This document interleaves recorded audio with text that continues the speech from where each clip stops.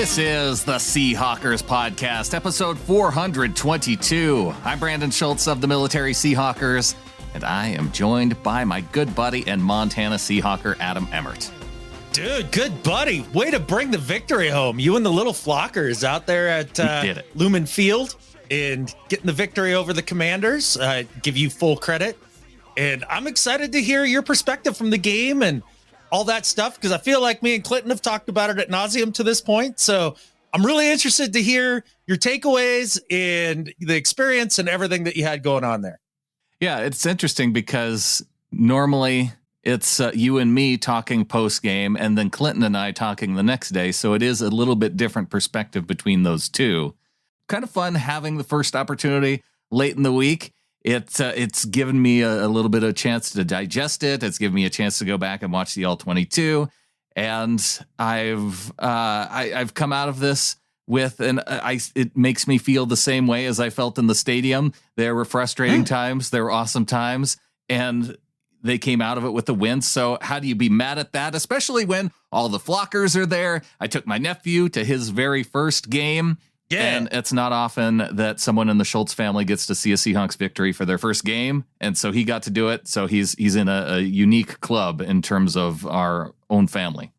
Well, I hope he's prepared to move to Seattle, leave his parents, and go out there and be there for each and every game, because we found the lucky Schultz. We found him. Yeah. But yeah, it was a fun day, and it was not so fun right around halftime when the Seahawks went in with a 9-9 tie.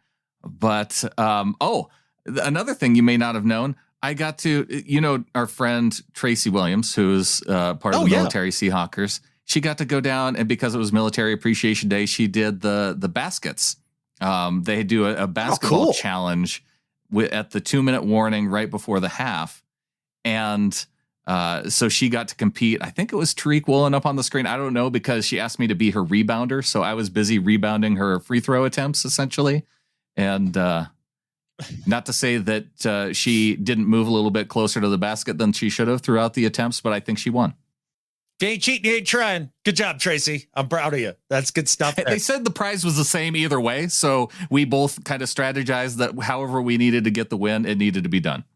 I like it. I like it. Very similar to the Seahawks throughout the game here against the Commanders as well, right? You saw them kind of sputter at times, especially offensively, and then the offense picks it up at the second half, and then the defense falls apart a little bit there at the end, and it was a back and forth seesaw game, no doubt about it. I know me and Clinton, when we got done watching it and we did the immediate reaction, we were underwhelmed with the win, and then when we came back on 3 in 3 out, and had rewatched everything and all of that, felt a lot better about it, in specific Geno's performance in a lot of ways. And so during the game, while you were out there with all the little flockers, you said at halftime, not feeling great about it. How did you guys feel at the conclusion of the game? Like, how did that all work out for you guys? Oh, well, I mean, Geno went through this stretch in this game where it was probably, I don't know, right around the middle of the second quarter, about the time they stopped moving the football. And it was frustrating that they were kicking field goals rather than getting touchdowns, but they moved the ball well on those drives, right? So they got the 3 field goal drives, and then it was right around the midpoint of the second quarter where it kind of sputtered out. I guess they did get one more field goal drive before they turned it back over to the Commanders. The defense got it back for that one final one. And I think it was just because you went into halftime expecting the lead once they got the ball back from the Commanders. And then it was this weird difference of time management, and it just ended on such a sour note that I still felt confident because of the offense's ability to move the ball and how the defense was playing, that they were going to get the win. But it just, you wanted it to feel better. Yeah, you felt like they were just a couple plays away from this being a blowout. You mentioned the end of the first half, the beginning of the second half. And that's something that stuck out to me that we really didn't talk about on either of the previous shows, was that was their chance to double up on scoring and really put a team away. And that's what good teams do, especially when you defer. And everybody knows we are team defer. We like that. So for Geno to make the mistake there at the end of the first half and get the intentional grounding and all that, and then to come out on the first drive in the second half and end up having to punt the ball away, that was awfully frustrating for me. And I wasn't necessarily as upset about the intentional grounding part because, well, for one, I thought it was a judgment call on the officials because if Geno doesn't hit the back end of his center when he's throwing, it probably lands closer to Charbonnet's feet, where I think he was trying to at least make it look like that's where he was going to. And the other thing I was kind of upset about was where they took the timeout, because DK Metcalf, he gets up to, what was it, the 34. And I thought at that point, I'm thinking, hey, okay, the clock's moving. You have one timeout left. Let it go down to 3-4 seconds. Run the field goal team out there and not run them out. And you can, they can jog out, and then you go up by 3 points at the end of the half. It's successful. You stop them from scoring. You had just gotten another field goal. So why not go in with the lead? Why try for more here at the end of the half? And we did hear from Pete Carroll in the coaches show that was his decision. He wanted to try for more. And we've seen him do that in the past. It felt like, with it being such a, well, I say field goal fest, but technically I guess the first one was a touchdown that they just missed the extra point. It felt like a field goal fest after missing that extra point. And I thought that the move was not to spike the ball, but to take the timeout, run the field goal team on, and go into halftime with the lead. Sure. And Pete Carroll being aggressive in moments like that has worked out well for the Seahawks over the years. There's no doubt about it. But yeah, in that situation, you're like, hell's bells, man. Like, Jason Myers is on fire today. Like, just kick the field goal, man.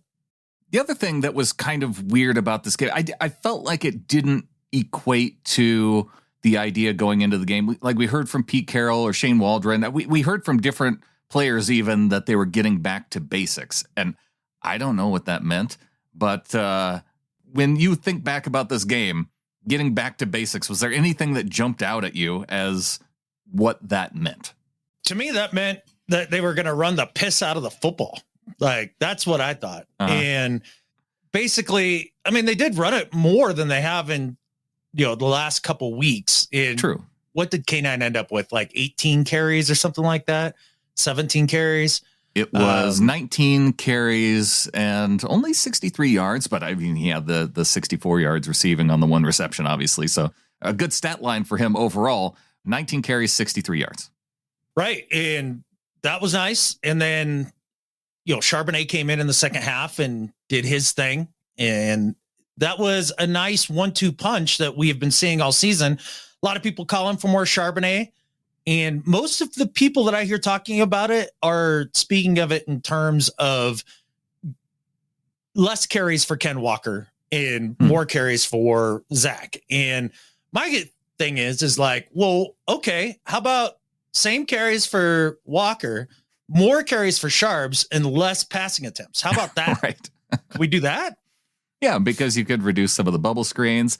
I feel like it's a really good balance. When you look at touches, you had 19 carries, one reception for Walker. So 20 touches, he gets 127 yards.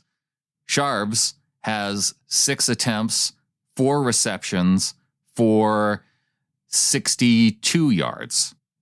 That seems like a good balance to me. I don't know why you would want to mess with that, other than the only thing that you get a little bit more from Charbonnet is some of those physicality, where he's on the sideline, doesn't want to go out of bounds, just wants to hammer the dude, and, it kind of fires up the team. But I feel like you get that with DK too. So I feel like it balances out more, and I wouldn't want to necessarily lose the big playmaking opportunities that you saw from Walker, like on the 64-yard catch. Yeah, that's why I'm not a fan of the idea of, okay, less for Ken and more for Zach. I that doesn't make a lot of sense to me. But what I would love for Ken Walker to be around 20 carries and Charbonnet to be around 10. Sure.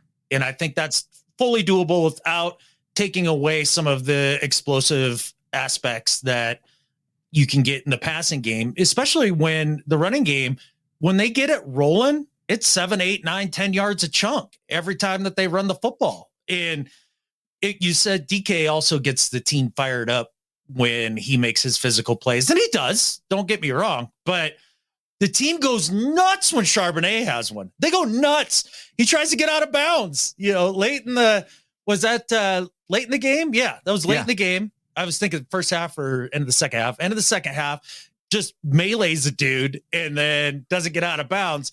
And you can see the coaches were fired up. Like, just off of he didn't even care. He didn't even care after the game. Nope. He's just like, learning experience. We won the game. Whatevs. And I do think that you get a little more juice with a little bit more Charbonnet action. And to me, it also lends itself to more 2 tight ends, 3 tight end sets as well. And I'd like to see a little bit more of that, but can't argue with the results either. In some ways, I mean, a win's a win. Yeah. Back to basics to me wasn't 47 pass attempts in a victory. No. That seemed awfully imbalanced. And I also think the only thing that I can think of with the way that this game played out is that it meant getting back to avoiding turnover worthy plays, because we saw a lot fewer turnover worthy plays from Geno in this game, despite some of the passing attempts. And I think that that's one of the reasons why some of his hesitation played out the way it did, why you went through that stretch of him maybe not pulling on the trigger on some of the throws that he otherwise would have, maybe holding the football a little bit too long in some situations. And I think it was within that stretch where he probably had that little voice in his head saying, okay, I can't pull the trigger on this one necessarily because I don't know if it's good. I just sensed hesitation from Geno in some of those moments. And maybe it was thinking about that, watching it back through, that's kind of drilled it into my mind.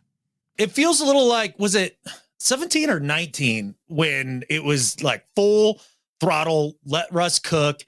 He had that stretch there where he started out on fire, and then he had like 3 games with a couple picks in each one, and Pete Carroll had a heart attack. And then after that, you saw second half of the season Russ, and he was very hesitant and was taking sacks and things like that. I feel like we're seeing a little of that out of Geno after his stretch of turnovers there. And just like you said, I do think that there's some coaching that leads to a little bit of that hesitation. I'd mentioned to Clinton, I'd much rather have fewer passing attempts for Geno, more running. But when Geno is dropping back to pass, let it rip, man. Like, just don't think about it. If it looks open to you, throw the damn ball. Just throw it. Like you said, you weren't that mad about the intentional grounding. Just throw the ball away. Throw the ball away. Just once you break the line of scrimmage like that, just throw it away. But there were other moments too where, gosh, Cross, I felt got beat on a couple different occasions around the edge where you wouldn't expect him to, especially against a defense that lost 2 of its best edge rushers. But I don't know what he's still dealing with either. So there's that part of it. There's the not running it component. But when it came down to it in the fourth quarter and they're having to trade score for score with the Commanders, Geno Smith was money that fourth quarter. And I mean, it did take a call from the officials, a correct call on pass interference on DK. But if not for that 4th and 5 defensive pass interference penalty, I don't know if they come away with a win against the Commanders. Oh, yeah. I mean, that was a huge play in the game. And fortunately that we got the call there. And you rightly pointed out it was correct. You think about officiating in this game, pretty steady for the most part, except for the ejection of the Commanders DB there, the rookie. Yeah. Sure. Flag the guy. You bet. Okay. Helmet to helmet. That wasn't intentional, man. Boo. Terrible call from New York. He kind of left his feet though. And I think maybe that's what they saw from New York is that he led with his helmet and left his feet. And so that's why, because I felt that way too, especially in the moment, seeing the replay up on the board too. I was like, well, what are they seeing here? And then the more that I watched it, I thought, okay, if they're looking for both leading with the top of your helmet and leaving your feet, then it did deserve it. Okay. All right. I guess I hadn't really noticed the leaving the feet part I feel like the ejection is the spirit of it is if a player is doing something malicious, right? Like just really trying to hurt a dude. And I don't know if they spoke about it on the TV broadcast or not, because I watched in person and I watched all 22. So I didn't hear if the dude has history. And I know he's a rookie, but there's some guys that if they've gone helmet to helmet in the past, maybe the officials are taking history into account. They certainly didn't mention it. Okay. They did mention the Geno hesitation stuff. I mean, Sanchez had to have said the phrase "cut it loose" about 14 freaking times throughout the broadcast, and he wasn't totally wrong. But yeah, at least the officiating was decent. The defense, man, boy, they played lights out for 3 quarters and looked really dominant, and especially after a poor performance in Baltimore. Tariq Woolen had one of his best coverage games this season. He had Witherspoon causing another forced fumble that was big in the game. Should have had 2 picks. Well, one for sure. The second one, I don't know if it just if he reacted like he should have got there, but I don't think it was necessarily that close.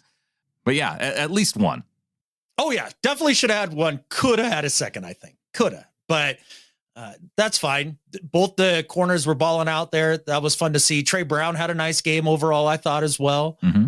Jamal had a good game. Yeah, it was just the frustrating part was watching Sam Howell get off a script and throw, especially towards the end of the game, where he threw the last touchdown there. That should be a pick all day, every day, forever. Anytime that you can't complete the arm motion going forward, because boy, Mailbag was playing like his hair was on fire again. That lollipops one out there, you should be able to pick that one off, and yet somehow it turns into a touchdown. He had a bunch of those, and I don't think it's something that you can replicate on the regular. Russ was very magical that way, but it's a very special player. I don't think Sam Howell is that same guy.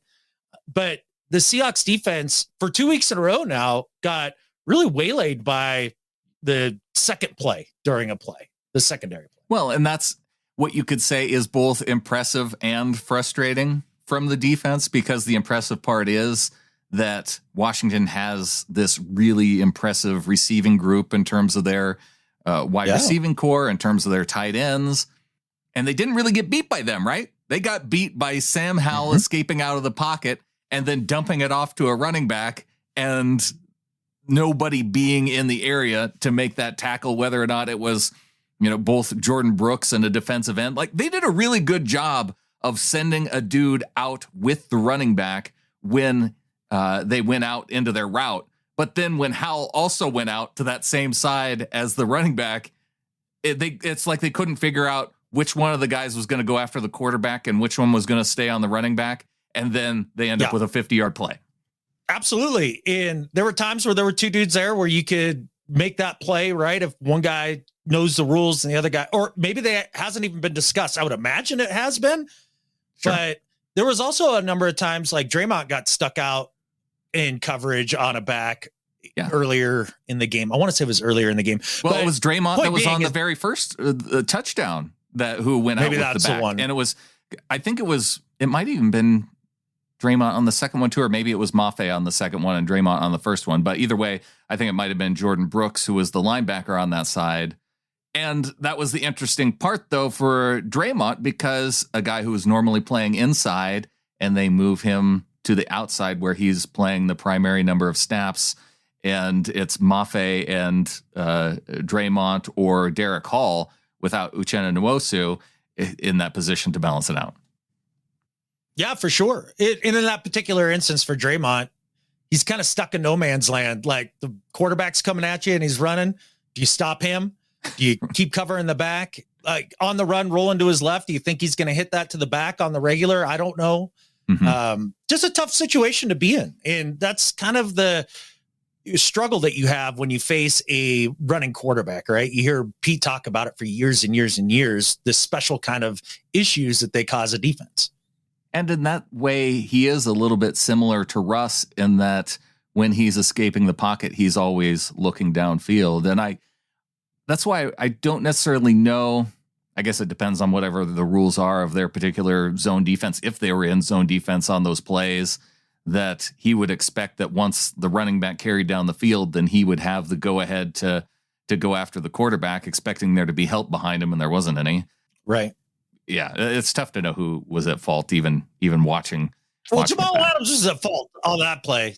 I mean, he just whiffed on the quarterback right out of the gate, and he owned up to it, presser, and all of that, and give him credit for that. But still had a good game overall. Straight shot at him. Oh, I know. Yeah, he was like, I just was going too fast and was too excited. And I guess I'd rather have mistakes made that way than guys that just don't care or don't have big effort. So can be forgiven at the end of the day. But overall, a good game out of him. Good game out of Love. Good game out of Diggs.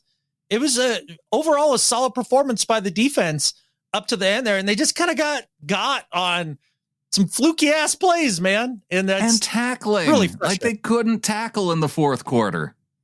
That was the frustrating thing. Yep. And especially coming off of the Baltimore game where they had 23 missed tackles in that game. Yeah. And then to be on point for 3 quarters, then all of a sudden have it go away, especially as the offense finally wakes up there in the fourth. And it's like, gosh darn it, man. Like, can't we just play complimentary football here? Like, you just put this away. But, then Geno doesn't get another stat.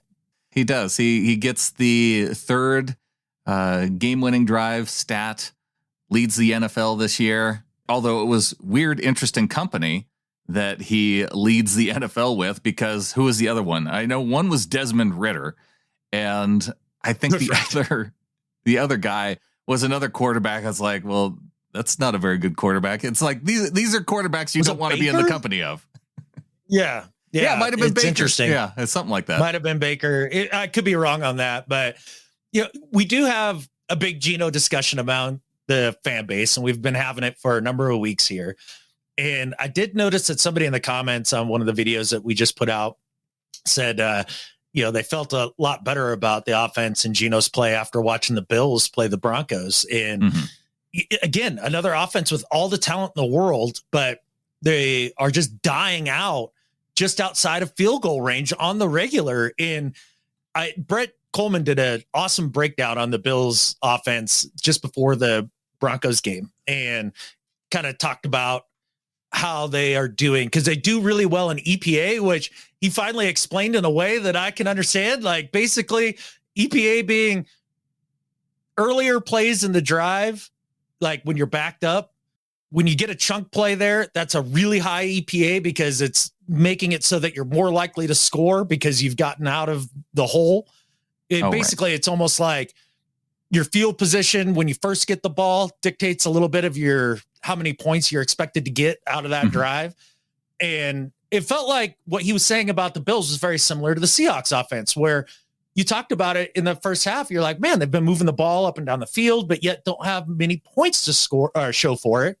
That's more or less the breakdown that Brett was having with the Bills. And I don't know, after watching a little bit of the Bills Broncos, Brand, I know you caught the end of it and kind of got a sense of it. Watching some of the more elite QBs this year struggle at times, does that help shape your view as to how you feel about Geno? I don't feel like my view on Geno has necessarily changed throughout the year. I feel like I just every week come on here trying to explain myself in a different way. Because like we got this email from Doug in Roanoke saying, you are Geno homers. While he has all the intangibles of being a great quarterback, he lacks what's between the ears. Proof, ending of the second half. The defense's confusion of Baltimore, etc. No other team in the league would trade for him. It is what it is. Any QB can make the throws with time. It is when he has to think fast, he struggles. No more than a fringe playoff team with him. I do enjoy your podcast, from Doug.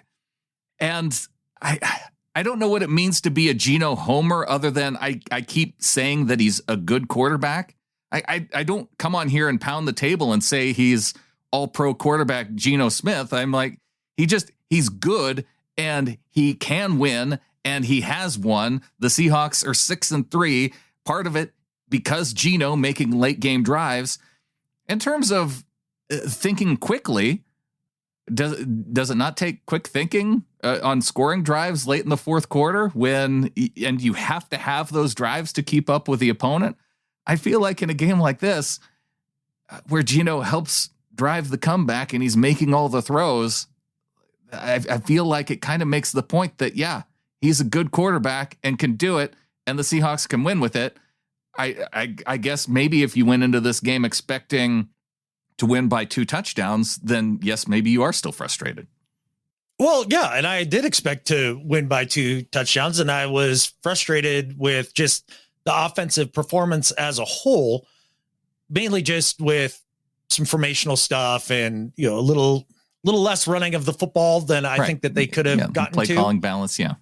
Sure. But when I've been looking back over these last few games, I mean, the last pod we broke down the different drives against the Ravens, and it was like, all right, so which one of these drive failures is a Geno problem? And it was like 1. So how is he the primary problem? And also, too, to Doug's point, he says, well, he's got all the intangibles to be a great quarterback. And that's the difference between being Kirk Cousins, who's a good quarterback, but ultimately has had major struggles in big moments. Whereas Geno, it seems like when the moment gets big, he steps up his game. And that's the difference there. And I'm with you, Brandon. I'm not sitting here pounding the table saying he's an elite quarterback in this league, but he's a damn good one. And he's certainly above the Dalton line. Yeah. I don't think that Drew Lock is leaps and bounds ahead of that. So why bust up the continuity that you have now? It's not like you can go draft a guy right now and plug him in. Like this is where we are in this season. It's right. Geno and Drew Lock. There's nobody else coming in. Trade deadline's over. Yeah. So, well, we got Brett Rippon from the Rams, but I don't think that that's the answer either. The right pine is not the answer. No, but at the end of the day, Geno is not the issue with this team. It's a consistency problem for this team on both sides of the ball. And Geno plays a part in that, no doubt about it. But it's not like he's going out there and just airmailing 5 to 7 throws a game. He misses maybe 2 a game. And another thing, watching a little bit more football this season, is noticing how I think defenses have caught up as a whole with offenses this particular season. And you see guys even like Josh Allen or Mahomes not having his best year by any stretch. I mean, he's still damn good. I'm not saying he's sucking or anything like that, but just not his best year. Trevor Lawrence having a tough year. And you can go down the list of the so-called top guys, and everybody's having some struggles.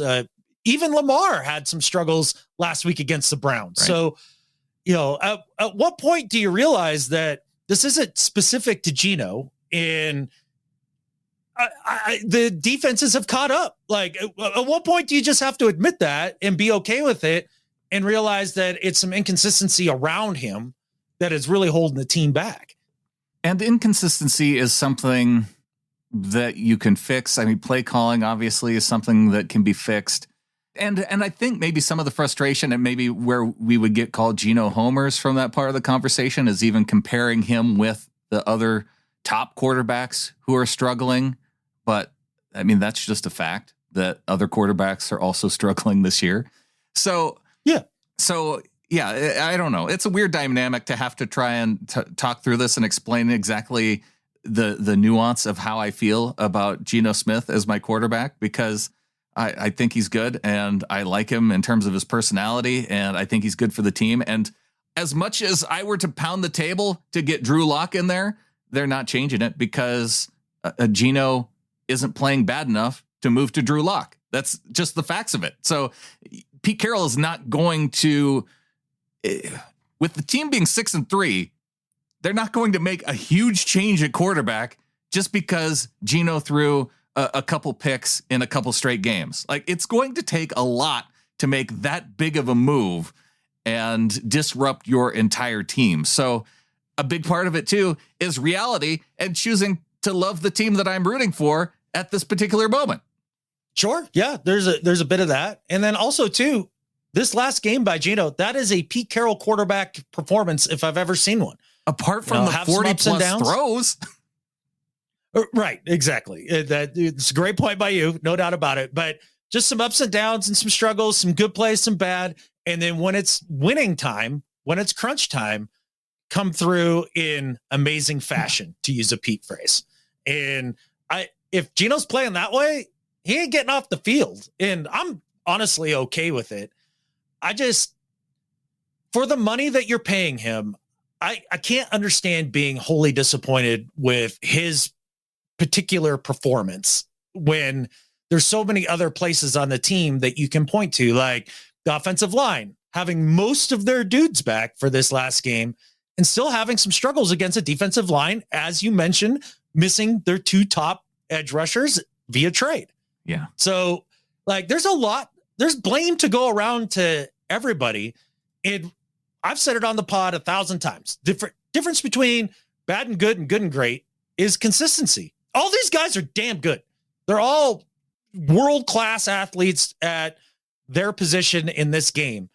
The difference between the guys that aren't all that great and the guys who are amazing is simply consistency. And that's a coaching thing to me. And I do think that when Pete Carroll's at his best, he does have the team playing more consistent ball on the regular. Okay, well, that's one other thing I wanted to address and go back to was the offensive line in this game, because I mean they struggled at parts, but they didn't give up a lot of pressures in this game against Washington. For as many dropbacks, and this was another part of my frustration with Geno in this game, was that as many clean pockets that he had, I expected more. Of his 49 dropbacks, he had a clean pocket 38 out of those 49 snaps. So only 11 seems high. 11 snaps under pressure. That seems high. You think that the number of clean pockets seems high? Yeah, it does. Because it did feel like, I would say if I had to guess in terms of the numbers, I would have said something like 50-50. Really? Because I felt like it was 50-50 against the Ravens.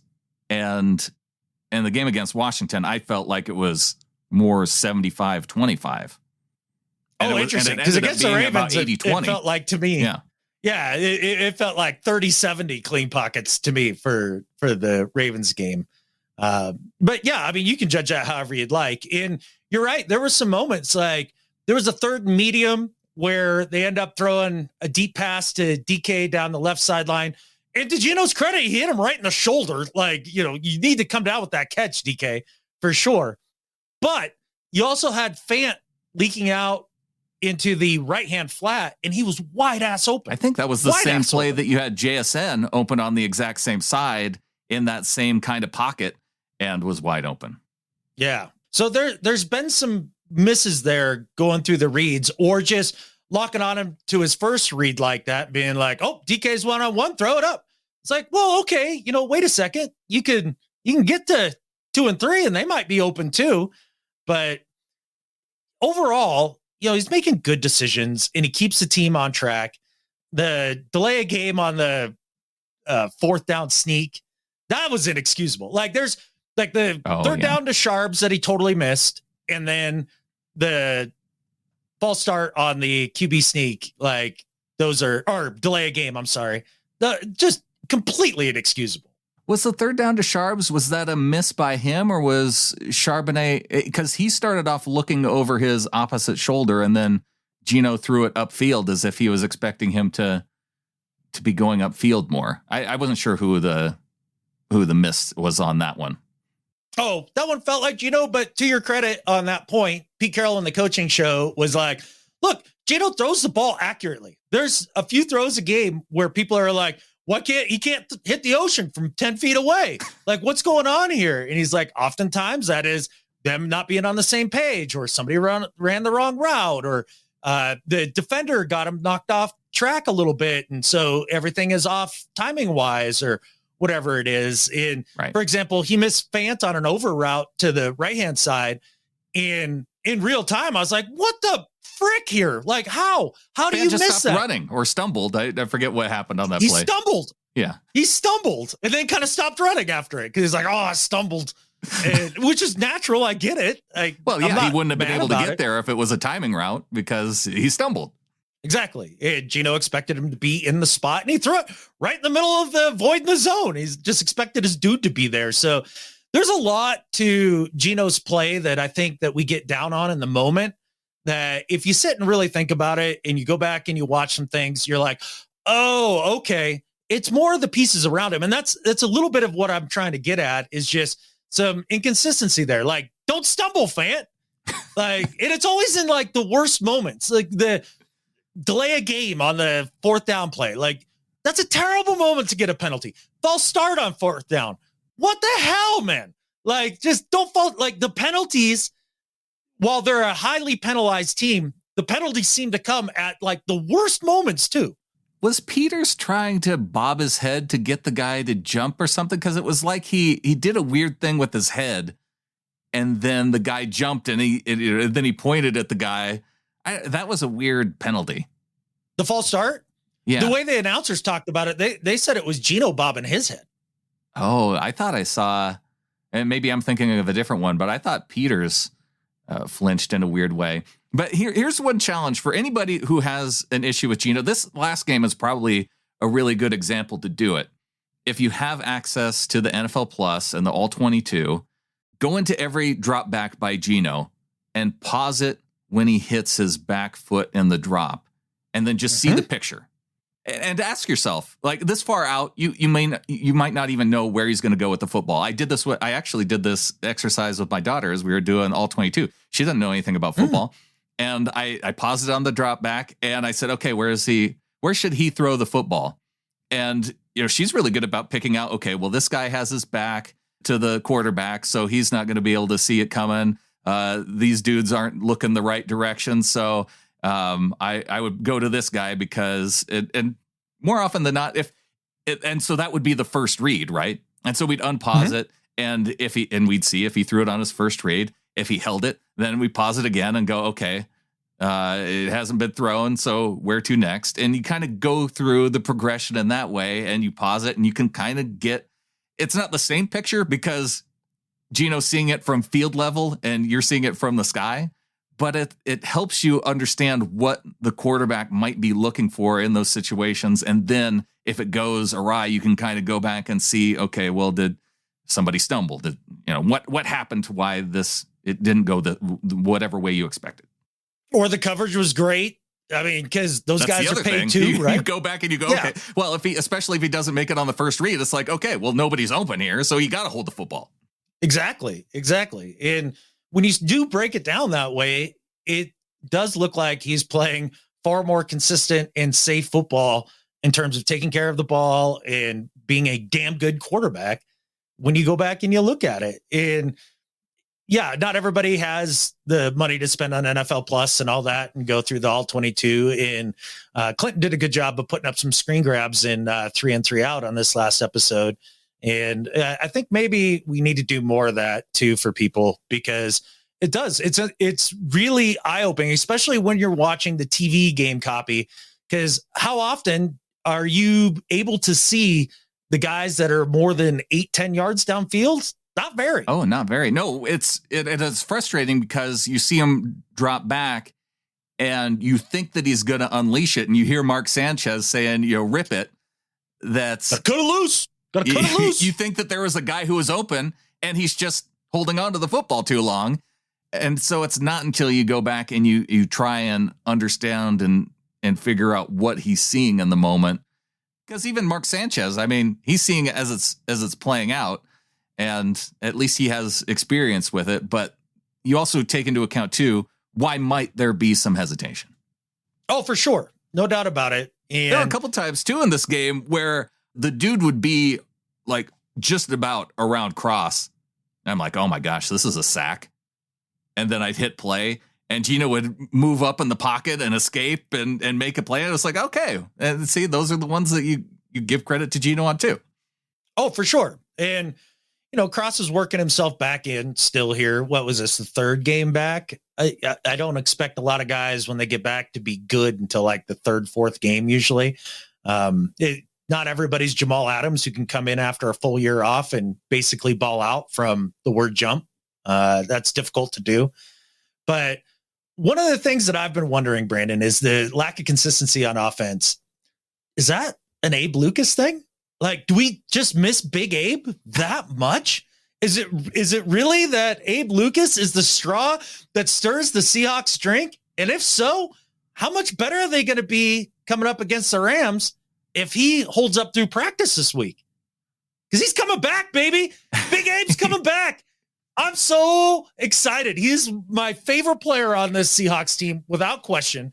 And I think he's a big, big deal. He was very consistent and solid last season. So if you're a fan of the offensive line, I can understand why you're a fan of that. And a mauler in the run game. An absolute he's a mauler in the run game. And Stafford next to each other in the run game. Giddy up. Let's go. That's going to be fun. And I think it is a contrast with having Peters being as old as he is and having Haynes on the right side. I think you do strengthen the run game by having, even if it is Haynes and Abe on the right side. But yeah, I could see that being a change going forward against the Rams. The thing is, though, I don't know if running the football, like if making the shift to that against the Rams might be the way to go. I kind of like still attacking the secondary, attacking the linebackers. And it's weird because so many times the game plan that I want to see from them, they use it in a completely different game. I would like to see them do more of the shorts. I'd like to see this last game's game plan that they used against Washington more against the Rams. Yeah, with a few more runs, because you said, well, I'm not real sure about the run the football. It's like, well, you go and you look at the Rams so far this season in pretty much every single category, whether that's offensive points per game, defensive points per game, running yards allowed, all that. They're like 22nd in the league in like everything. They're in the bottom third of the league in almost everything, right? The stats that really matter. Yeah. And I would love to see them get going in the running game a heck of a lot more, because Geno Smith is a absolute beast of a quarterback in play action. And when you have a run game that you have to respect, then you get all those explosives out of the passing game. And that's Pete Carroll football at its core. And I do think that Pete has been, I think at the beginning of this year, he was kind of like, all right, Shane, you do your thing. You know, if you're going to throw the ball a bunch because that's kind of the background you're from, okay, fine. Let's do it. And after the Ravens game, I think was when Pete was like, all right, enough of that. We're going to be running the ball a lot more and get back to basics. And I think that's what he means. And if we're going to break this 9-5 record that McVay has against Pete, I think this is probably the key to the whole thing. And also screw the Rams, because apparently Matt Stafford's going to be back for this game. Of course, this is the game that he's coming back for. It couldn't be another week or two. I don't know. Do you want to see Matt Stafford, or do you want to see another backup quarterback, whether it's the Rams or another divisional opponent? Like, backup quarterbacks tear apart this defense too. So I feel like we're in a lose-lose situation when it comes to whatever quarterback they decide to put behind center. Shoot, it doesn't even matter if a Rams quarterback has a bum thumb in the past. That doesn't seem to matter either. Although the thing that I am optimistic about against the Rams in particular, go back to week 1, no Devin Witherspoon, no Jamal Adams. We got those guys back and in the game. And I'd like to see how they impact Matt Stafford more so this time, without being, since they weren't there last time. Oh, for sure. And I think they're playing more cohesive as a unit. And no Leonard Williams, you know, he's here now. Mm-hmm. And I like his ability to get pressure up the middle. I like Draymond off the edge too. Oh, I'm with you all the way on this one. It's a bummer to not have Chenna, because he is a hell of a football player. But I think the addition of Williams has allowed them now to try to get the most out of Draymond and the contract that they gave him. And being that kind of tweener, Michael Benedy kind of size, I think this, inside outside kind of stuff that they've got him doing now, I think this is right in his wheelhouse. It's what he was doing in Denver. Yeah, I'm interested to see how that works.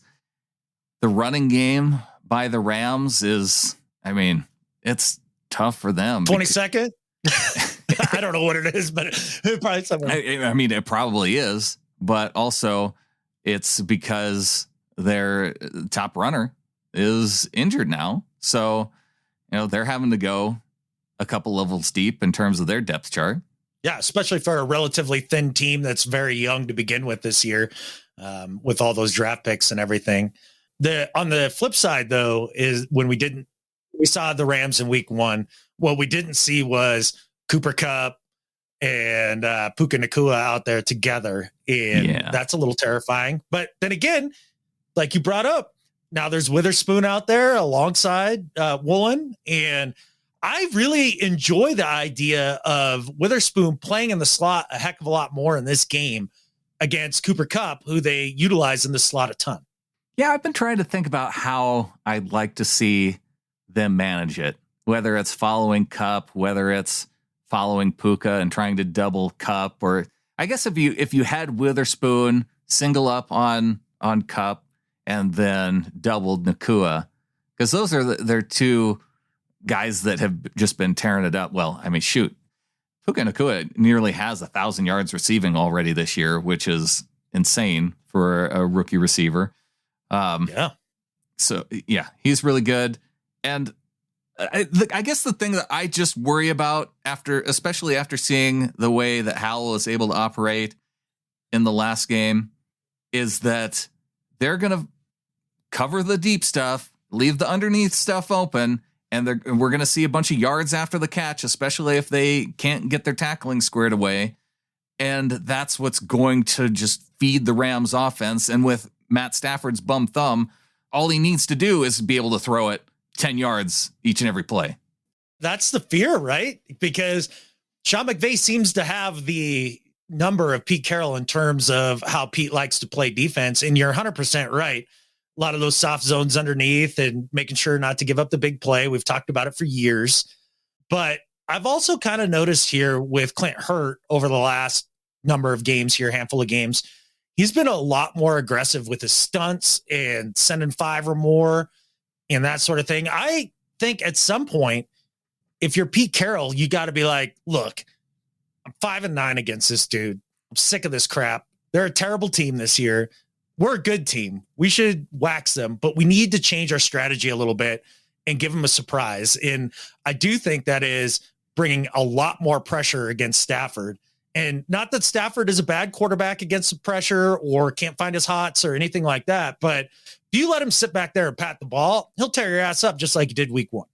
I don't know if sending pressure necessarily works all that well either, because if you're sending extra guys, he always finds he's really good at throwing the ball in the direction that the pressure's coming. That's what I'm saying. He's good at finding his hots, but if you get to him before he can do that, then that's why it's aggressive.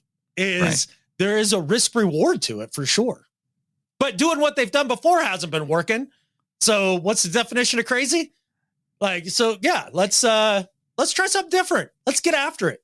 I worry that ends up playing right into what Stafford can do right now, because until he shows that he can push the ball downfield, like more than 20 yards, I would test that to see if that is something that he has the ability to do and sit on a lot of the short stuff, because I don't want to get beat by yards after the catch. And that's always what McVay's Rams are able to do to this defense. Always. Always. But that's by playing soft. That's why you get ate up on in the yak. So you're right. Him pushing the ball down the field seems like it would be a struggle with a bad thumb. So sure, still bring the pressure, but play up on everybody. You saw Woolen, his jam game was on point when it came to the Commanders game. Witherspoon is physical as hell. And even if you get him beat off of the first step, he's got the recovery ability and he understands the angle so darn well. I just think that that's what you need to do. And because the other thing that they've tended to do is target the linebackers a ton and whoop up on us that way. So play single high, get the other safety down in the box, whether that's Love or Adams or maybe all three on the field like we've been seeing quite a bit of. But don't let Bobby Wagner get stuck out in coverage on the regular. have Bobby up in the box and have him be in the extra blitzer. He's a very effective blitzer. And I'd be okay with seeing them use Bobby in that way more. But I think they did a good job of getting after Howell in this last game in terms of bringing different guys at different times, whether it was Jamal or Spoon or even Bobby. And mixing it up that way makes a lot of sense. But yeah, it's definitely, it seemed at least a couple plays where they sent Bobby in different directions to where Jamal Adams was actually playing more of the middle linebacker role than Bobby was. And again, it was just a couple of times, but it kind of was a nice little twist on the defense to see Jamal playing there. And then when they threw it underneath or to where Bobby would normally have the coverage responsibility, to see Jamal just taking a beeline and being able to make those tackles. Right. And while Jamal maybe not fabulous as a cover defender, that's not his reputation. He's better at, has more speed as well to cover guys. And I think he's a little more effective. And then you still have the physicality that he brings as well. And it doesn't have to be Bobby that you're blitzing with. I mean, I love what you said there with mixing it up between Adams and Spoon and Bobby and Brooks, or however it is that you want to do it. But at the end of the day, my biggest problem is that traditionally against the Rams, we play on our heels rather than playing downhill. And they always seem to have more energy and are totally hyped for the Seahawks. And I'm really hoping that after that week 1 situation that this team has a massive chip on its shoulder. I would think that it does. I would hope so. You can't really. You should be. Yeah. Because you were in position to where you felt like you won that game, and then to come out of halftime and be completely flat while the other team was the complete opposite. I think that shows you up as a coach. Oh, yeah. And that's the thing. Well, this is probably why I hate the motherfucking Rams so much, is just the fact that they do seem to come out with more juice on the regular and are able to embarrass Pete Carroll. And it's like, look, Pete Carroll is one of the greatest coaches in this league. Like, we got to stop this nonsense. And for me, it's a little bit of fight fire with fire. It's like, all right, if you're going to do that, having a more aggressive mindset defensively should help a lot with having that juice and that energy, because you're playing downhill. I want to see him play downhill this game defensively. I just want to win. I don't care. I know a lot of people want the multiple score victory. I just want to win. And in part because the schedule coming up is not easy, especially when you have 3 division opponents over the next 4 weeks. And 2 of those 3 division opponents are the 49ers.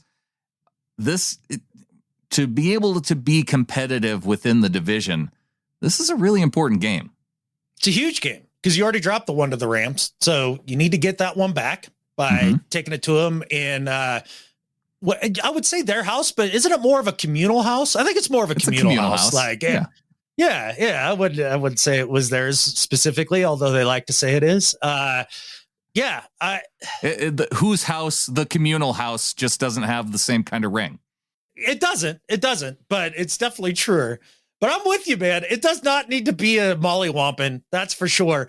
They eke out a 1-point win. I am thrilled because you do. You hit it right on the head. You do need to get this one with these tough games coming up. Eagles, Cowboys, Niners twice. I mean, this is where the rubber hits the road, and you want to have a couple game win streak going into those and feeling good about yourself and all of that. So we'll see how it goes, but this is the most gettable of these next 4 or 5 games. So let's get it. Let's put McVay down. Send him to the booth. Get him out of here. Get him out of here. He's still got half a season left to go. I don't see the Rams making a move mid-season, but I'm saying at the end of the year, beat him now, because he's like, oh, I don't have Pete Carroll's number anymore. Guess I'll have to retire and go do booth things after this. That's what I'm hoping for. That's what we're definitely hoping for. I'm hoping that they can turn around some of this imbalance, especially when it comes to some of these statistics that shows just how much better the Rams have been, in particular in certain situations. Like situational football, the Seahawks do fall behind where the Rams have been this season. You point out 22nd in offense and defense and in a lot of these individual categories, but you start to dial in to where the Rams are better than Seattle. Third down conversion percentage, they've been at 42% this year compared to 31 for the Seahawks offense. Red zone scoring percentage, 59% for the Rams to only 48 for Seattle. And then you flip that over to the defense and it plays out situationally there too, where their defense is only giving up third down conversions at a 41% clip compared to 45 for Seattle, and then 50% red zone scoring percentage to 68% for Seattle. I feel like I have to recognize that it did come down from 100%, but I think it also went up this last week against the Commanders. Did it? Well, I mean, the first touchdown wasn't a red zone score.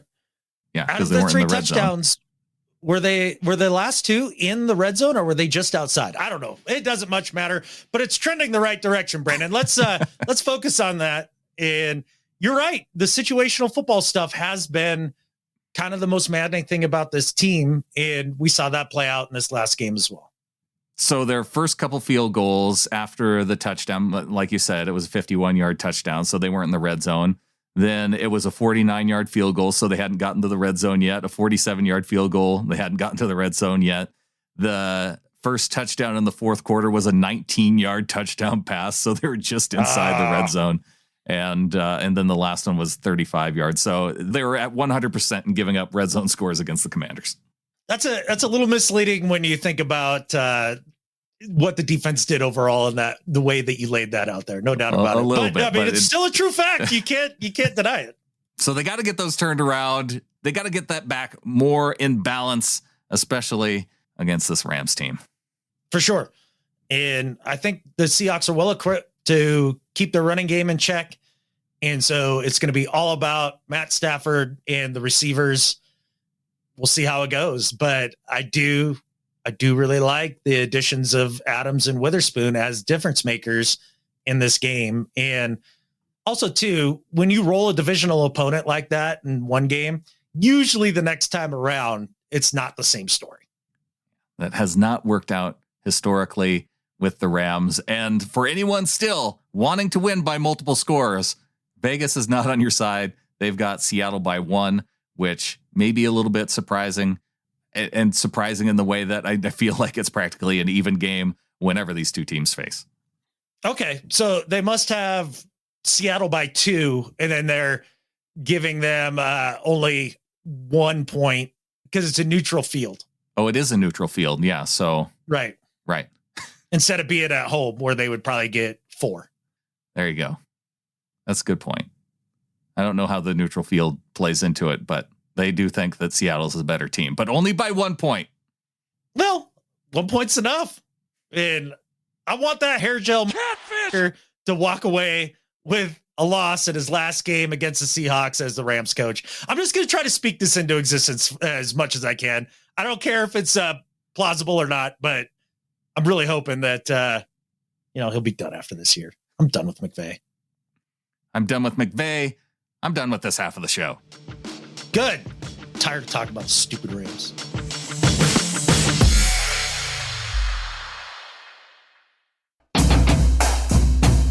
And as we get into the second half of the show, of course, the Rams are coming off of a bye week going into their game against Seattle, so we don't have any previous Rams game to talk about. Well, shoot, the one Rams game that we did have to talk about that was previous was quarterbacked by Brett Rippon, who is now a member of our Seahawks practice squad. So welcome to Seattle.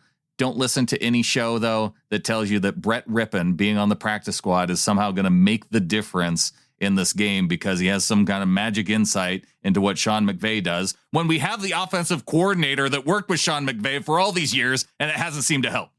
How dare you poo-poo secret undercover CIA agent Ripine here? Like, he's bringing deep intel for us, and it's going to really help to take the Rams this week as they come off a bye, which isn't as good as coming off a dub like the Seahawks are too. So advantage Seahawks there again. Advantage to us. Advantage to the Cardinals, who now have Kyler Murray back as their quarterback and were able to get the victory over the Falcons 25-23. How many people did you hear be like, ooh, Kyler's back. Look at this. He had a great game. And he had a couple nice scrambles. But watch him throwing the football. They kept showing the highlight of him hitting one of his receivers deep down the right-hand side.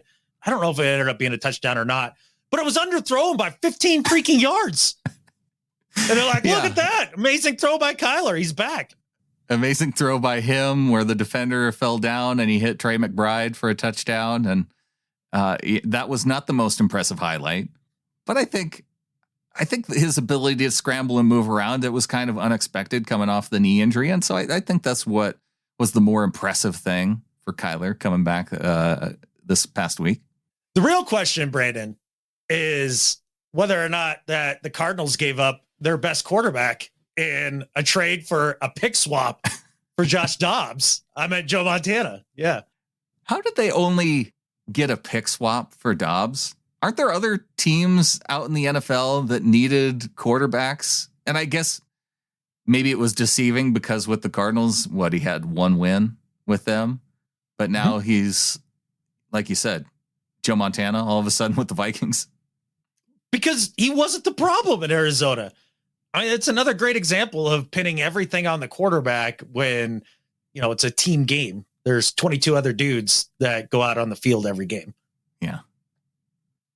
There you go. Josh Dobbs, best quarterback in the NFL right now. He's hot. Josh Allen, washed up. He's done. Get rid of him. Dave, the Bills called me tomorrow and said, I'll give you Josh Allen for Geno. I'd say no. Pick swap. We'll make the trade and do a pick swap. Yeah, I don't know, man. That'd be tough. Of course I'd do that trade. I'd do that trade in a heartbeat. 49ers got the win over the Jags, 34-3. I think that's what's hard is when, you wanted that blowout and you see a division rival go out and get it. Yeah, against a good Jags team, which screws me in the pick'ems like every week because early on I was like, no, this Jags team's good. Then they kind of stumbled and I was like, oh, well, maybe they've just regressed. All right, fine. And so then I stopped picking them and they went on a winning streak. And then I picked them last week and they get mollywopped. So sorry, everybody in Northern So whatever Florida. Adam picks in the pick'em with the Jaguars, always do the opposite. They're the opposite team for you. Everybody has one in pick'em. The one team that you pick every week and they keep screwing you, and then you stop picking them, and then they screw you the other way. Absolutely. Yeah, that seems to be the way it goes. No doubt about it. Well, what do you say we welcome some folks that, hey, they don't screw us. They're our members of the flock. They help support the show. They went to getintheflock.com. They went to seahawkerspodcast.com/support. They are helping to make this show each and every week, which is why we refer to them as producers. And we like to thank our executive producers, DCH, Becca Christensen, Brian Shaw, JC Schilling, and Jake Burdine. Heck yeah, man. All just first-class humans. We've got Steven Rasmussen, who came in via getintheflock.com for the entire year at $60. Welcome to the flock, Steven. Yeah, welcome, Steven. I'm wondering, maybe we might be related because we've got some Rasmussens on my mom's side. So I don't know. That's my third cousin Steven coming in. Appreciate you, bud. Somehow related. We've also got another Steven. It's a double Steven donation as Kirkpatrick comes in. It's all the Stevens supporting the show. If your name is Steven and I didn't call you out, next time do better. But coming in with a $29.26 donation from Mr. Kirkpatrick. Hey, appreciate that a ton. Now, are they both PH Stevens or is one of them a V Steven? Ooh, I think we got one V, one PH. So we're non-discriminatory on the Stevens who support the show. Oh, absolutely. We'll take all the Stevens. Stefan, no doubt about it. We might need some Steffens to join in too. How about Stephans? That would also be acceptable. Okay. All right. Glad we got that next sorted. week. I want to see doubled up on the Steven donations. All you other Stevens and Steffens and Stephans on notice. Mm-hmm. And all the Michaels. Them too, because there's a lot of you. Yeah. And Adams and Brandons. Like if you share the same name with us. Yeah, exactly. If you have a generic white boy name. Yeah. Yeah. Time to get in the flock. Also time to go to Guaranteed Barbecue. He was with us at the game. Now he's back at the food truck in Kellogg, Idaho.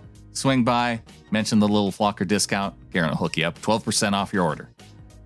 Absolutely. And once again, I dare you to eat it with a frown. Can't be done. Can't be done. I was disappointed. Went through there, but he wasn't there. And couldn't get any barbecue because we were all going to the game together. Yeah. Well, so your disappointment turned into elation because you got to hang out. So there was that too. But it was like that little bit of disappointment that like we're hanging out, but I'm not eating your food. Yeah. If the Seahawks were better about the tailgating thing, like we could have had Garen like whipping up barbecue. Yeah. For if the they game weren't ranked tailgating. last in the NFL for tailgating. Understandably so. It's noticeably bad, especially when you compare it to other cities. Because the rules are dumb. The rules are dumb. The rules of the Pick'em League are working just fine. We've got leaders in our standings at 100 points for the season. Look at that. An average of 10 right throughout the season. That's what gets you on top of the leaderboard. And we've got 4 folks. Great Walls of Fire, Holy Catfish, the Tram Rammers, and Where There's a Will, There's a Way. And then right behind him at 99 is Can You Digs It? Yes. Well done. Well done. I'm very impressed. I don't know if you heard me and Clinton doing the whammy music during the 3 and 3 out. I heard you couldn't do it. Did you? Okay. Yeah. I mean, might not have been as good as your Shaq impersonation there, but I thought we did all right. You did. I went back and this is going to be the difference if you're listening to this show, and if you didn't catch 3 in 3 out live, they did the manual whammies. I went back in and edited in the regular whammies, and then I put some of them at the end though for those who missed it. But see, that's why you got to check out the live show sometimes. That hurts my heart that you took those out. I was very proud of my bumps. Like I thought they were pretty good. Oh, they may show back up at some point when you're not expecting it. Oh, good. This feels like a threat. I enjoy it. See, I counter your disappointment with a threat of some sort. That feels right. Okay. Bayou Hawk with the win this last week. 11 picks correct and broke the tie with the score prediction or points prediction in the Monday Night Football game. 11 points also with How I Metcalfed Your Mother. But Bayou Hawk getting the win. Oh, that's a fantastic name. Well done. Well done. A little bit of a playoff of the show, a little bit dirty connotation there too. That's a good one. Exactly. I hope your mom's not an Instagram model at that point, Got a message from Evie. Oh, shoot. I think I have some music to play when Evie comes in. Oh, well, yes. Do not disappoint the Overlord. Yeah, see? I love it. We gotta welcome in our Overlord in an appropriate way. Yes. Evie's messenger has arrived. I will take out Dispatch the envelope here. Yeah. It's an actual letter from our Overlord that was shipped to me via messenger. Dear underlings, well done. Everyone was playing fair this week and picked the Seahawks. You have made me a happy Overlord. Unlike last week where one of you know who you are, picked the Ravens? I trust my assistant has changed that pick over now. Dad had a smile on his face too, although this morning he was moaning about the Donkeys letting him down again. I have told him to look at their match, make his prediction, and then select the exact opposite. He then muttered something under his breath, which I don't think there is enough catfishes to cover. He is 5 picks off of the lead and assures me he is hitting form at the right time. I always find it sad when you realize your parent is delusional. Anyway, back to schoolwork. I am currently studying for a French test. Bonne chance to everyone this week. Have fun, and thank you for your continued support to my Overlord status. Go Hawks. Sometimes I forget that bit. From Evie.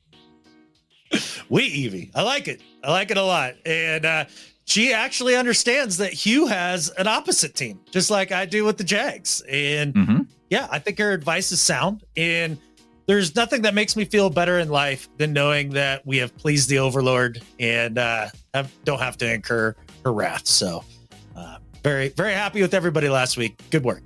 Well, thanks to Evie for coming in. What do you say we go through some picks here, Adam?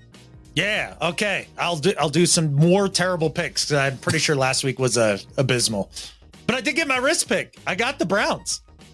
You did. You got the Browns, and it wasn't looking good there for a while. No, it definitely wasn't. They come away with it, but it is Baltimore first up on the schedule. They're playing at home, and they're taking on another division rival in the Cincinnati Bengals. Ooh, that's going to be a spicy game. But the Bengals got upset last week, yeah? Yeah, they did. They did lose. Ah, boy. I'm going with Baltimore here. I am. Okay. One of these teams has to bounce back. This is when, with all these division games, this division is really interesting. The North. Yes. Yes, very much so. Cincinnati would have been a risk pick. Arizona is a risk pick going up against the Houston Texans, who are CJ Stroud playing lights out at this point of the season. 94% going with the Texans. MVCJ. Yeah, going with the Texans. The MVP consideration may be a little bit over the top, but maybe not, considering the state of the quarterbacks right now and in terms of the guys who you would expect at the top of the board. Oh, for sure. It's definitely probably a little overhyped, but give the kid his props, man. He's balling out. Detroit, Chicago, in Detroit. Yeah, Detroit. Yeah. Carolina at home against Dallas. Oh, Dallas. They beat up on bad teams. LA Chargers, they've been getting beat up on, facing the Green Bay Packers at Green Bay. I so want to take the Chargers here. They are so the better team, but they so figure out how to lose games in the most heartbreaking way. So I'm going Packers for no reason other than the Chargers just being terrible at the end of the game. Other than that, and also being a risk pick, so you knocked it out. Hey, all right. Miami, not a risk pick. 97% against the Vegas Raiders in Miami. Ooh. That one's interesting as well. Raiders are riding a 2-game winning streak. Yeah. The post-McDaniels bump. Now, they've played a couple terrible teams. Can they keep it rolling against a good team? Yeah, they'll go with the Dolphins. Okay. I don't like it. Dirty Dolphins. Washington, New York Giants. Commanders bounce back at home. Is this a toilet bowl this week? It might be. I don't feel like the Commanders are a toilet bowl team, though. No, it's just the Giants are that bad. Yeah. I heard somebody say they're a high school team, and that feels right. So, yeah, Commanders.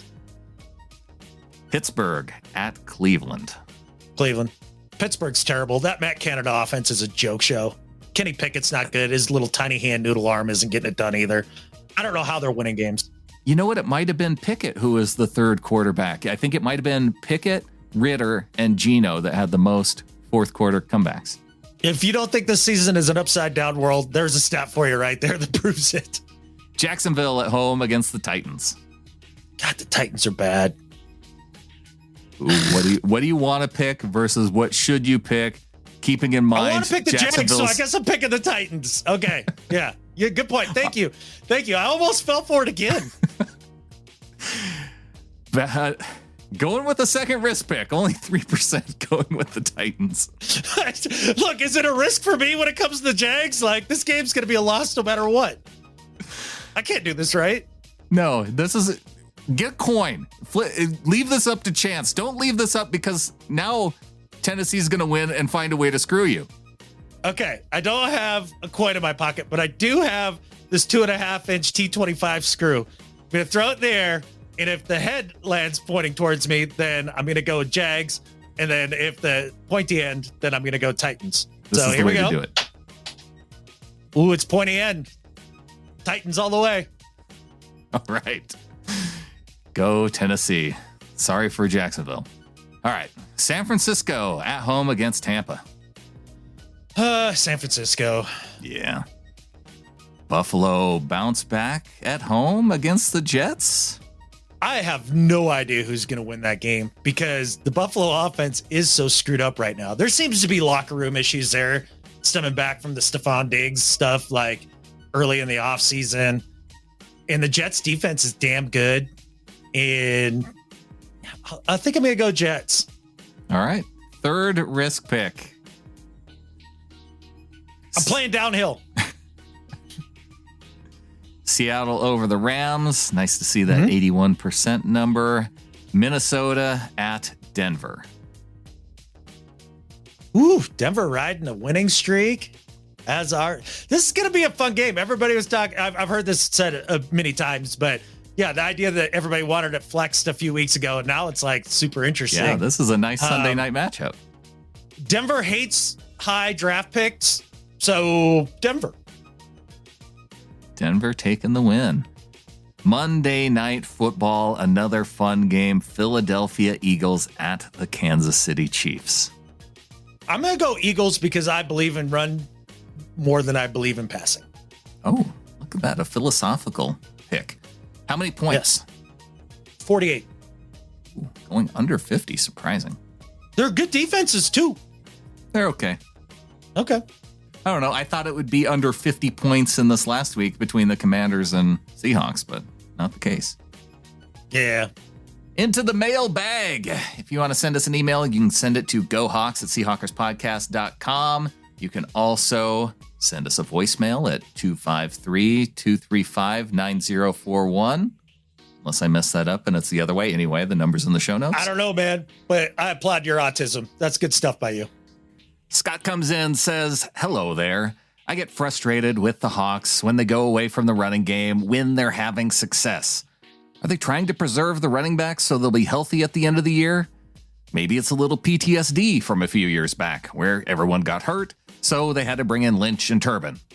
I don't understand the plan. If they're not running the ball, Geno can't use play action effectively. I agree Geno Smith is not perfect and can be better, but he is good. And he is our quarterback, and it is okay to criticize him. But enough with the talk of benching him. He's not bad. He won't be benched. I agree with Adam and stand by our Seahawks, as I know my Hawkra is clear. Only one thing left to say. Go Hawks. From Scott. Amen, Scott. Amen. Like, that's basically the entire first half of the show right there. I meant to put it in the first half of the show, and we got on a conversation about it, and I forgot about it, so I apologize, Scott. We've got Barry, the WC, coming in. Hi, Brandon and Adam, and this came in before the Commanders game. Sorry, we recorded before your email came in, Barry, but he says the Seattle v. Washington game is only days away, and as in most Washington games, my expectations are pretty low, despite your recent struggles against Baltimore. Baltimore were very impressive when we saw them in London a few weeks ago, but clearly they've improved. Having traded away Montez Sweat and Chase Young, it came as some surprise when Washington beat New England, however. The Patriots are probably the worst team in the AFC, and only the Cardinals, Panthers, and Giants are worse in the NFC. Although I don't want Washington to lose to you, the defeat would push us towards a better pick in the 2024 draft, as we're in a rebuilding year yet again. You'll win the game, but I remember saying something similar to you 6 years ago when Washington won, but it can't happen again, can it? All I would ask is please don't damage Sam Howell. 44 sacks this season, 13 more than the second place Zach Wilson, isn't a statistic that ensures short or long-term game availability. Best wishes, and thanks for the entertaining podcasts. P.S. Where have those 6 years gone? I agree, Barry. 6 years. It's crazy that it's been that long since our last Commanders game that we attended. See, I like that. Instead of Barry the Commander, maybe we should call him Barry the half glass full, because he's like, yeah, if we win, that's great. And if we don't, just a better draft pick. So it's all good. And I do appreciate that. But a long memory there, bring it up 6 years ago, a victory. But I guess if you're a Commanders fan, those are the only things that you can look back on fondly. Imagine how bad it is for John Davison having to deal with Barry, his buddy. I bet he never lets him forget that they made that trip and the Commanders got that win. Yeah, well, here's the thing. Now John's got it over him. So congratulations, the Bard.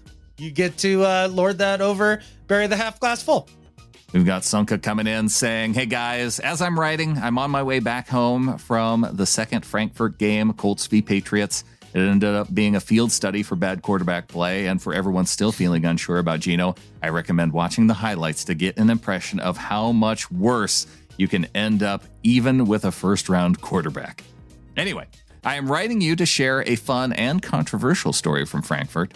I arrived in Frankfurt late on Saturday, but a good friend, Patriots fan, and my brother, Seahawks fan, arrived earlier that day. The whole city was NFL themed, and the Patriots had a location to have fan events, display their trophies, and have players and legends show up for the fans. In Germany, you don't often have the chance to meet NFL players, so they went there. Being a proud fan, my brother still showed up in Seahawks gear to represent the right team, but also didn't mind the rare opportunity to meet a player. Well, guess who showed up? Any guesses, Adam?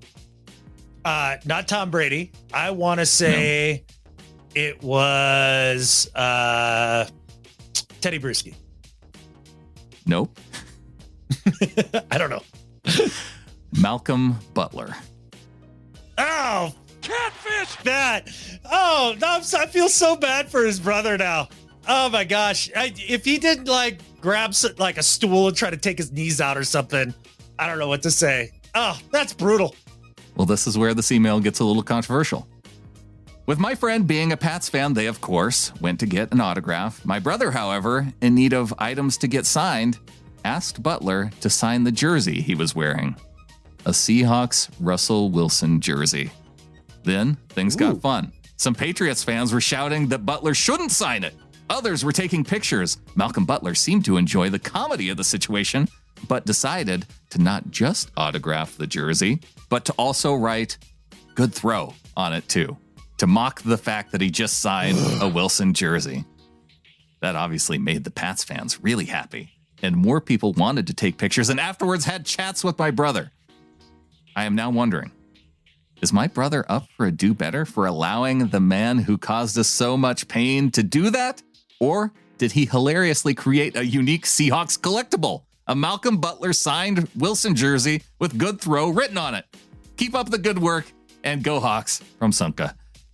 P.S. I sent a picture as proof, and it was in fact a legit thing.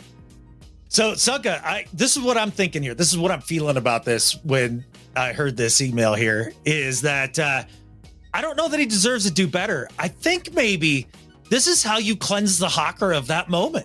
I think this is a great way to do it. You know how in therapy, they talk about how you have to take things head on, right? To process it and move forward. There's no more cathartic process here than have a Malcolm Butler sign a Russell Wilson jersey and to put the little joke on there too. That's fine. I do think that kind of, you met the moment and you took it. And now I think it can be released into the ether and it cleanses everybody's Hawker. I think this is a good thing. I think it also shows Hawker cleansed. Yeah, exactly. I think the Hawker has been cleansed. And I think what proves it is if you look at the records of the two teams right now and how abysmal the Patriots are. I think this has come full circle.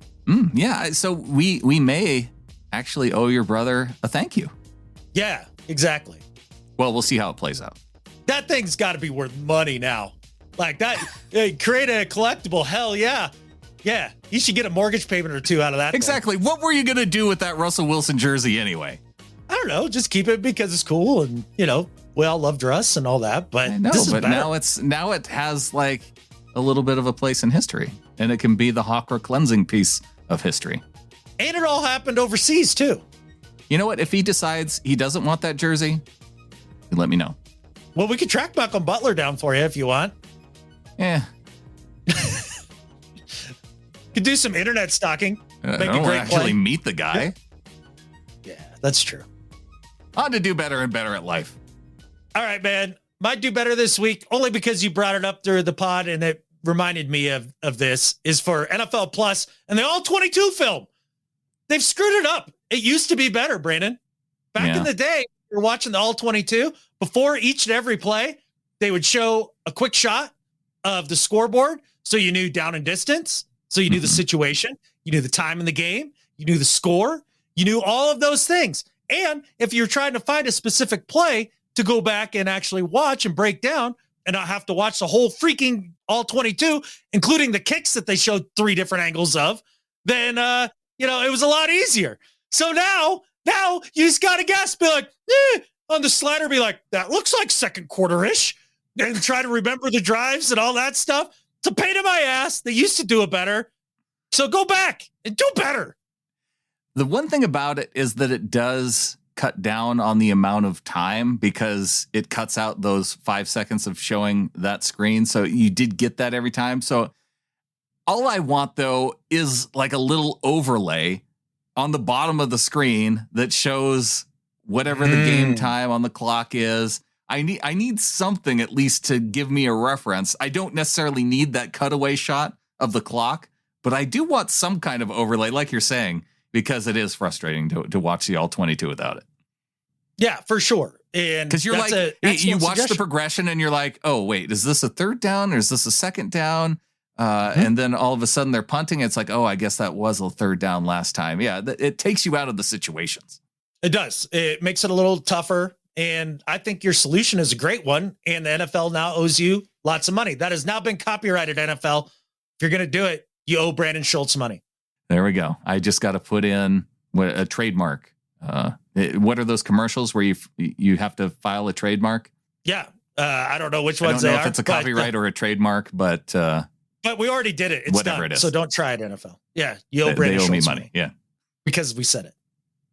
Might do better this week. I feel like this group should owe me money after this week because I found a stat this week that's dumber and even more subjective than turnover-worthy plays, Adam. Oh. I got a press release in my inbox today that the Seahawks were listed as number 4 as the biggest gloaters in the NFL. And I know what your next question is. What does that even mean? And how does someone go about figuring that out? Well, at least they showed their work when it comes to how dumb this is, because they use spot track data that listed the number of fines and the amounts of excessive celebration penalties since 2002. And I don't know why they picked 2002. Maybe that's where the data starts. But if you're going back to 2002, you're picking fines from players who aren't even on the team anymore, for one. The Seahawks have had 3 different head coaches in that span of time. And that's for a team that's actually held on to head coaches more than other teams. The Pittsburgh Steelers are number 2 on the list, and most of those fines came from Antonio Brown. He's been out of the league for 2 years. And another thing about this, SpotTrack doesn't have some kind of special access to the fines issued by team. They can only go off of the data that actually gets out and gets reported. There are fines every week unless the reporters know what questions to ask the league about in terms of who got fined and when. And that at some point, this got to a press release before someone said this is dumb and we shouldn't do it. But this is dumb. You shouldn't do it. The sports betting site needs to lose my email address and do better. For sure, man. And you're going to try to poo-poo people who enjoy their line of work and have fun doing it, like, number one. And then number 2, how is excessive celebration the same as gloating?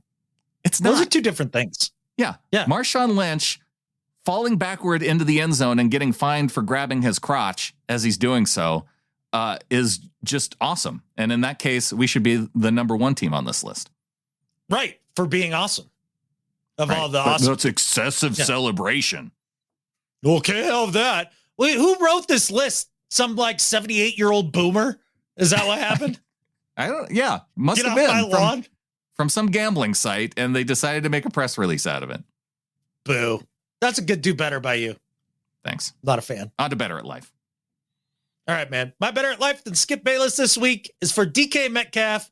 If you haven't seen it, after the game, he gets approached by Logan Thomas. They're dapping each other up from the Commanders there. And Logan mentions to him, he's like, hey, my son's a huge fan, man. Just appreciate you, all that stuff.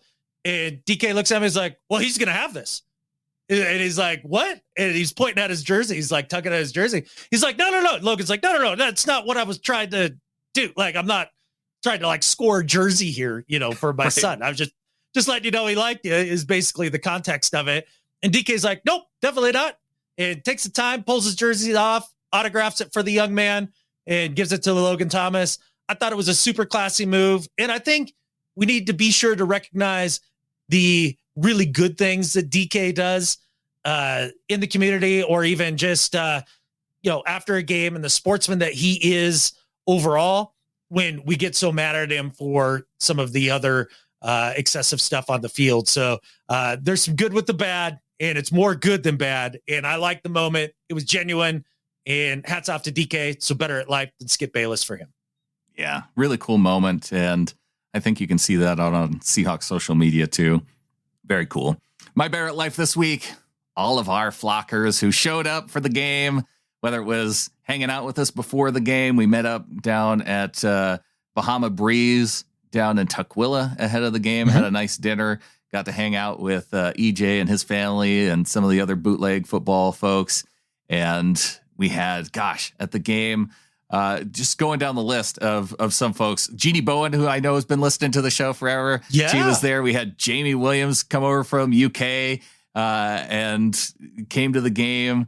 David Van Cleve, Randall, Brandon, whose wife Dana got tickets and sat in our group. Charles was there. We got Joe and his wife Kayla, Joseph. I don't know if we're that informal, but Joseph and his wife Kayla, Daniel Weinholtz and his wife Beth. We had Kenneth and Rafe. Vincent made it down from Vancouver despite a train incident that he had to take an Uber because the train tracks were out from Canada. I mentioned Garen, his wife was there. Braden, my brother, and his wife and his kid. Also Lisa and her crew with her husband. We got Amy and her daughter. Kyle was there.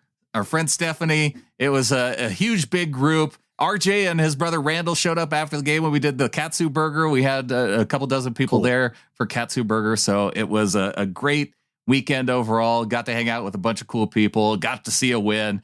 And for all of that, you're all better at life than Skip Bayless. For sure. That's awesome, man. I'm glad that everybody got together like that. And, I was definitely a little bummed to miss it. I'm glad that I did, though. There was some big things that needed to be done around here before the snow really flies. So, glad I got that done, but definitely bummed out that I missed out on everybody there. And it sounds like it was a great time. And just thank you to all of you for showing up and being as supportive as you are. You guys are truly amazing. We had a great time. You fixed your roof. The Los Angeles Rams, the stupid catfishing Rams, are going down this weekend. Everything's looking up. It surely is. And, I think there's only one way to finish this show, Brandon, and that's catfish the Rams. Always and forever. And I think with that, there's only one thing left to say. Go Hawks. Go Hawks.